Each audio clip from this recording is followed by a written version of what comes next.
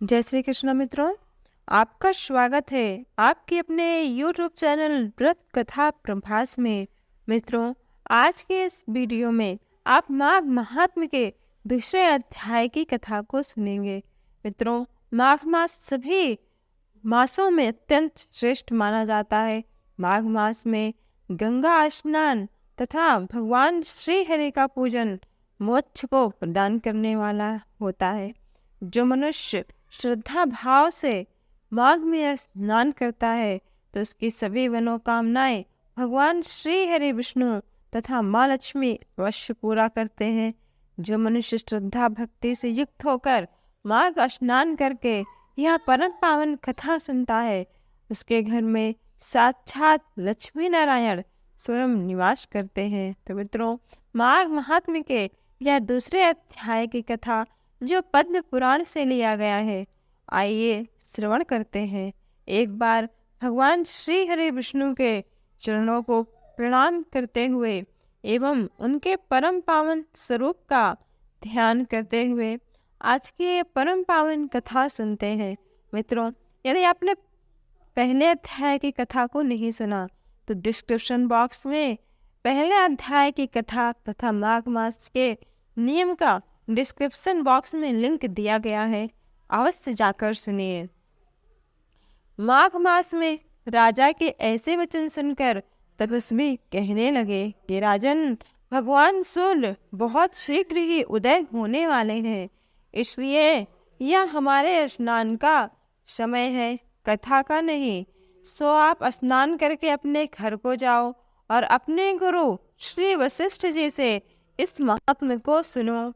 इतना कहकर तपस्वी सरोवर में स्नान करने के लिए चले गए और राजा भी ऋषि के कहने के अनुसार विधि पूर्वक सरोवर में स्नान करके अपने घर को लौटा और रनिवास में जाकर तपस्वी की सारी बातें अपनी रानी को सुनाई।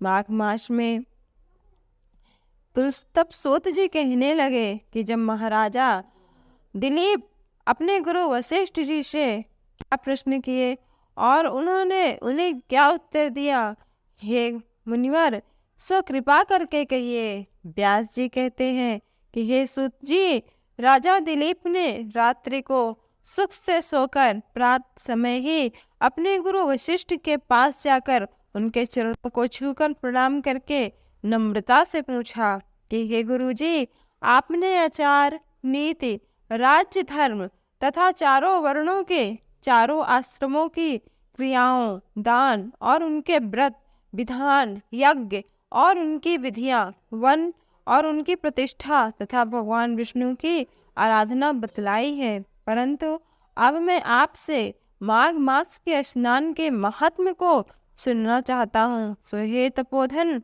नियम पूर्वक इसकी विधि समझाइए।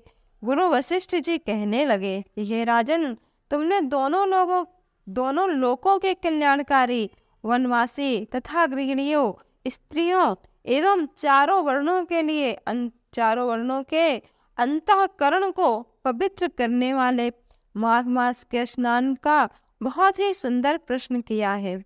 मकर राशि में सूर्य के आने पर माघ मास में स्नान का फल गौ भूमि, तिल, वस्त्र, स्वर्ण, अन्न, घोड़ा आदि दानों तथा चंद्रायण और ब्रह्म पूर्व व्रत आदि से भी अधिक होता है।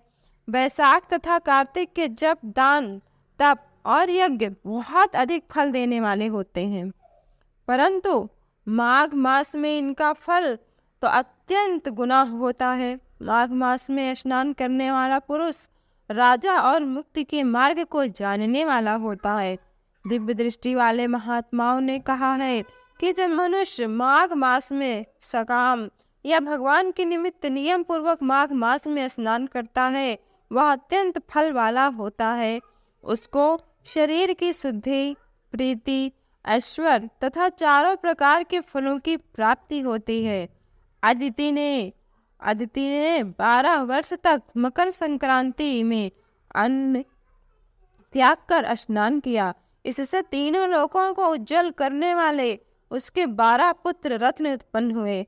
माघ मास में स्नान करने से ही रोहिणी, सुभगा, अरुंधति दानशील और इंद्राणी के समान रूप होकर अत्यंत प्रसिद्ध हुई। जो माघ मास में स्नान करते हैं तथा देवताओं के पूजन में जो तत्पर रहते हैं, उनको सुंदर स्थान, हाथी और घोड़े की सवारी तथा दान को द्रव्य प्राप्त होता है और अतिथियों से उनका घर भरा रहता है। उनके घर में सदा वेद ध्वनि होती रहती है। वो मनुष्य धन्य है जो माघ मास में स्नान करते हैं, दान देते हैं तथा व्रत और नियमों का पालन करते हैं और दूसरों के पुण्य क्षीण होने से मनुष्य स्वर्ग से वापस आ जाता है। मनुष्य यदि कोई दूसरा पुण्य कर्म करता है, यदि उसका पुण्य कर्म क्षीण हो जाता है तो वापस मनुष्य लोक में आ जाता है। परंतु जो मनुष्य श्रद्धा भक्ति से युक्त होकर माघ मास में स्नान करता है, वह कभी स्वर्ग से वापस नहीं आता। इससे बढ़कर, माघ मास के स्नान से बढ़कर, इसके नियम से बढ़कर ना कोई नियम, तप, दान, पवित्र और पापनाशक कुछ भी नहीं है। भृगु जी ने मणि पर्वत पर विद्याधरों को यह सुनाया था। तब राजा ने कहा कि हे ब्राह्मण, भृगु ऋषि ने कब मणि पर्वत पर विद्याधरों को उपदेश दिया था, सब बतलाइए। तब ऋषि जी कहने लगे कि हे राजन, एक समय 12 वर्षों तक वर्षा न होने के कारण, सब प्रजा क्षीण होने के कारण संसार में बड़ी उद्विग्नता फैल गई। हिमालय और विंध्याचल पर्वत के मध्य का देश निर्जन होने के कारण श्राद्ध, तप तथा स्वाध्याय का सब कुछ छूट गए। सारा लोग विपत्तियों में फंसकर प्रजाहीन हो गया। सारा भूमंडल फल और अन्न से रहित हो गया। तब विंध्याचल से नीचे बहती हुई नदी के सुंदर वृक्षों से आच्छादित अपने आश्रम से निकलकर भृगु ऋषि ने अपने शिष्यों सहित हिमालय पर्वत पर गए। इस पर्वत की चोटी नीली और नीचे का हिस्सा सुनहरी होने से माघ मास महात्म सारा पर्वत पीताम्बरधारी श्री भगवान के सदृश लगता था। पर्वत के बीच का भाग नीला और बीच बीच में कहीं सफेद स्फटिक होने से तारों से युक्त आकाश जैसा शोभा को प्राप्त हो रहा था। रात्रि के समय वह पर्वत दीपकों की तरह चमकती हुई दिव्य औषधियों से पूरित किसी महल की शोभा को प्राप्त हो रहा था। ऐसा लग रहा था जैसे किसी महल में तारे जगमगा रहे हों। यह पर्वत शिखाओं पर बांसुरी बजाती और सुंदर गीत गाती किन्नरियों तथा केलों के पत्तों के पातकाओं से अत्यंत शोभा को प्राप्त हो रहा था। यह पर्वत नीलम, पन्ना, पुखराज तथा इसकी चोटी से निकलती हुई रंग बिरंगी किरणों से इंद्रधनुष के समान प्रतीत होता था। स्वर्ण आदि सब धातुओं से तथा चमकते हुए रत्नों से चारों ओर फैली हुई अग्नि ज्वाला के समान शोभायमान था।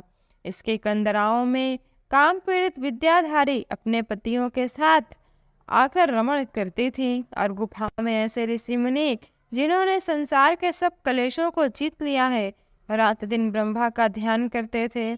और कई लोग एक हाथ में रुद्राक्ष की माला लिए हुए भगवान शिव की आराधना में लगे हुए थे। पर्वत के नीचे